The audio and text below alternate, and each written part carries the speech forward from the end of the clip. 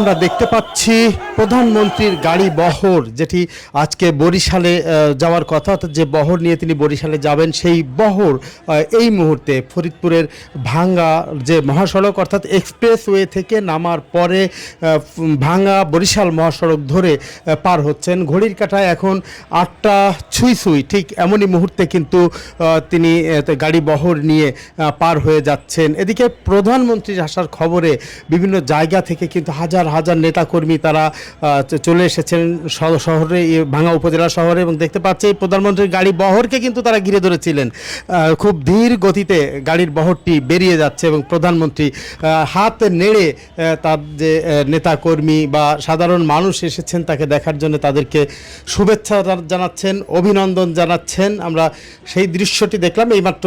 প্রধানমন্ত্রীর সেই গাড়ির বহরটি কিন্তু ভাঙ্গা যে সদর উপজেলা সদর এবং বাস স্ট্যান্ড এলাকা সেটি অতিক্রম করেছে এবং এটি বরিশালের উদ্দেশ্যে চলে যাবে এবং বরিশালে আজকে সেখানে বৃক্ষরোপণ, খাল খনন সহ কয়েকটি কর্মসূচি রয়েছে, যে কর্মসূচিগুলোতে যোগ দিবেন। তো এই মুহূর্তে ফরিদপুরে আমরা রয়েছি। ফরিদপুরের মানুষ কিন্তু প্রচণ্ড রকমের উচ্ছ্বাসিত এবং তারা অত্যন্ত আশাবাদী, কারণ দীর্ঘ 17 বছরে 17 বছরের শাসন আমলে যে স্বপ্ন ফরিদপুরবাসী দেখেছিল, ফরিদপুরবাসী ধারণা ছিল বা তারা প্রত্যাশা করেছিল বিগত সরকার ফরিদপুরকে বিভাগে উন্নীত করবেন, ফরিদপুর পৌরসভাকে সিটি কর্পোরেশনে উন্নীত করবেন, বিশ্ববিদ্যালয় স্থাপন করবেন, এই ধরনের যে উন্নয়নগুলো দীর্ঘ সময় বঞ্চিত, অর্থাৎ স্বাধীনতার সময়ের পর থেকেই কিন্তু ফরিদপুরের মানুষ বঞ্চিত। সেই বঞ্চিতের জায়গা থেকে তারা আশাবাদী ছিলেন বিগত সরকারের সময়েও, কিন্তু সেই সরকার সেই প্রত্যাশা পূরণ করেনি।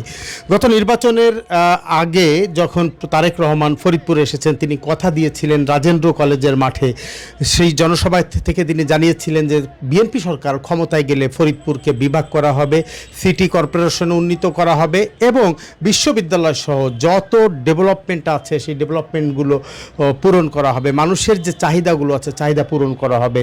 তো সেই কথার প্রতি, সেই আশ্বাসের প্রতি মানুষ আশাবাদী, আর সেই কারণেই কিন্তু সেই আশার জায়গা থেকে আমরা দেখতে পাচ্ছি যে হাজারো নারী পুরুষ, নারীরাও কিন্তু ঘরে নেই, তারাও কিন্তু আজকে বের হয়ে চলে এসেছেন। তারা তারেক রহমানের কাছে তাদের একটাই দাবি যে তারা ফরিদপুরের উন্নয়ন করবেন, একই সাথে সেখানকার ভাঙ্গা অঞ্চলের যে মানুষগুলো তারা কিন্তু দাবি করেছেন শহীদুল ইসলাম বাবুল, যিনি সেখানকার এমপি, তাকে প্রতিমন্ত্রীর মর্যাদা দেওয়ার, একই সাথে ফরিদপুর সদরের এমপি চৌধুরী নায়াব ইউসুফ, তাকেও মন্ত্রিত্ব পাবেন তিনি, এমন দাবি কিন্তু করা হয়েছে, নেতাকর্মীরা করেছেন।